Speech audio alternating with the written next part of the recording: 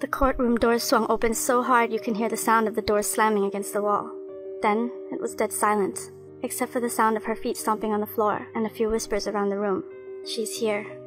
Boss is here. Her presence in the room had sent shivers down my spine. As she walks to her chair, I stared intently at the floor, but I could feel her staring at me from the corner of my eyes. Waves of fear kept surging through me, even after all this time. I'm still so afraid of her. Will she finally face justice? Are they really going to convict her for these horrible crimes? Or is she just going to walk because of some technicality? The judge announces after she sits down, "Today we will continue with the testimonies of the alleged victims and eyewitnesses. Can the next witness, Joy, please come forward?" As I got up, I could feel all eyes are pointed at me. My social worker Lisa gently places her hand on my arm and says to me, "You are ready. You can do this." I took a deep breath, got up, and walked up with the prosecutor Annie to the stand. Annie carefully positioned herself between me and Boss the whole time so that I wouldn't see her when I testified. She asked me, "Are you ready, Joy? Please tell us how you met the defendant." And then it all came rushing back to me. "Joy, are you staying here tonight?" Sally yells from her house. "No, Sally. Auntie is sending me to my other auntie's house tonight," I yelled back at her. Then she pops her head back into the house and comes out the door. "Again? You hate it there," she says as she approaches me. "Yeah, but since Mom moved away for work, everyone just keeps passing me back and forth.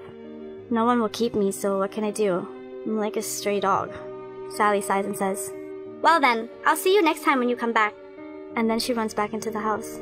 I never knew that the next time I'd see her, I wouldn't be the same person anymore. I was 10 years old at the time. One evening I was in front of my aunt's house playing with the other girls my age in the area when she walked by. Her, whom we'd later call Boss. Everyone knew who she was, as she had a lot of power in the area. She was also known to have a lot of money as well. We didn't really know her well, and she would always look very serious when she would walk by. But that day, when she saw all of us sitting there, she seemed quite happy and upbeat. She turned to us and smiled, and then she walked towards us. "Hi girls, since you're just sitting around, you know if you want some money, I could use some help cleaning my house. It's a huge mess everywhere. If you all come together to do it, it shouldn't take that much time," she said. We were young and naive and hungry, and it wasn't the first time someone would pay us to clean. Plus, she seemed like a respected member of the community. She wasn't some shady guy luring us to his house. So we all thought, what's the worst that could happen? As we walked in, she locked the door behind us and brought us to the dining area. It wasn't exactly clean in there, but it wasn't as bad as she had described it either. We all waited for her to give us directions on what to do and where to clean first, but instead, she took out her camera and started taking pictures of us. As she began to tell us how to pose, we started to feel a bit strange.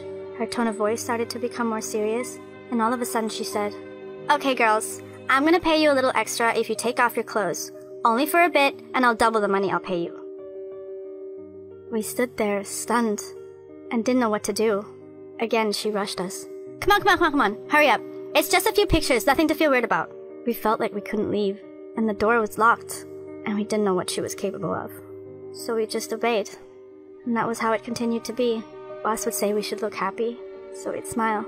Boss would say we should look like we're enjoying it, so we'd laugh. Thinking about it now, it was strange how all of us just did as she said. We just didn't know any better. Days passed. Days turned into months, and months into years. I followed her instructions. Instructions which she seemed to get from people watching online. I had to do all kinds of stuff on camera. Who were these people telling Boss what they wanted us to do? As time went by, the things I had to do got stranger and stranger, and sometimes they asked for too much. On top of that, Boss would often yell at me about something I did wrong during a cyber chat or during a live streaming show. In the beginning, I'd often cry or yell, but it just kept getting worse and worse. Over time, I was just numb, and I would just simply follow the boss's instructions. I snapped back into the courtroom. I saw all eyes were on me. I started to tremble and felt tears rolling down my cheeks. It was so hard to look at everyone around the room just staring at me. I felt so vulnerable and exposed. But I knew what I was doing was the right thing, and that was everything I was holding on to. I wanted to be part of preventing this from ever happening to another girl. I've come such a long way now. She can't hurt me anymore. Thank you. I know this must have been very hard for you, Joy. There is no need to go into more detail. "Your Honor, we'd like to submit footage and pictures as evidence. They'll speak for themselves," Annie said. The judge asked me to step down. Annie carefully walked me down, continuing to carefully position herself between me and Boss. Lisa gave me a big hug, stroked my head, and told me that I had been very brave. As Lisa and I left the courtroom, the next victim walked in to take the stand against Boss. Sitting outside the courtroom to catch my breath, Lisa kept reassuring me that she was here for me. She's always been so great to me. In fact, she and everyone at the shelter, like the administrators and staff, they really helped me. They provided me with the love and support I needed to heal, to move forward, to regain my strength, to grow in confidence, and to start pursuing my goals again.